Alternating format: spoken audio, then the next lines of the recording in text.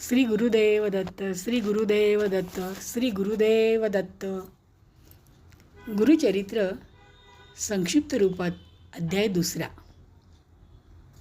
ब्रह्मदेवाने स्वर्ग, मृत्यू व पाताळ हे 3 लोक निर्माण करून सृष्टीची रचना केल्यानंतर कृत, त्रेत, द्वापार युग निर्माण करून कलियुग निर्माण केले. प्रत्येक युगास क्रमाक्रमाने भूमीवर जाण्यास सांगून आपला प्रभाव पाडण्यास सांगितला.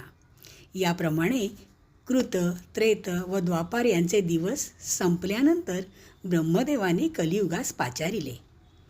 विचारीन अंतःकरण, पिशाच्यासारखे तोंड, वैराग्य शून्य आणि क्रूर असा कली डाव्या हाताने स्तिस्न व उजव्या हाताने जिव्हा धरून ब्रह्मदेवास म्हणाला. कलियुग म्हणे ब्रह्मयासी, जिंकीन समस्त लोकासी, लिंग जिव्हा रक्षणारांसी, हरी असे अपनाते. कलियुग म्हणे ब्रह्मयासी, जिंकीन समस्त लोकासी, लिंग जिव्हा रक्षणारांसी, हरी असे अपनाते. पूर्वी गोदावरीच्या तीरावर अंगिरस ऋषीच्या आश्रमात वेदधर्म नावाचे ऋषी होते. या वेदधर्म ऋषीचा दीपक नावाचा एक प्रख्यात शिष्य होता.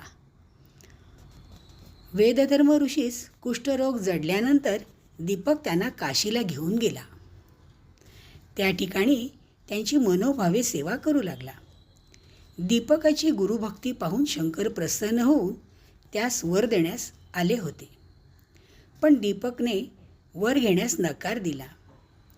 त्यानंतर विष्णू देखील त्यास वर देण्यास आले होते. तेव्हा दीपक म्हणाला, दीपक म्हणे विष्णूसी, काय भक्ती देखोनी आम्हासी, वर देसी परियेसी, कवण कार्या सांग मज. दीपक म्हणे विष्णूसी, काय भक्ती देखोनी आम्हासी, वर देसी परियेसी, कवण कार्या सांग मज.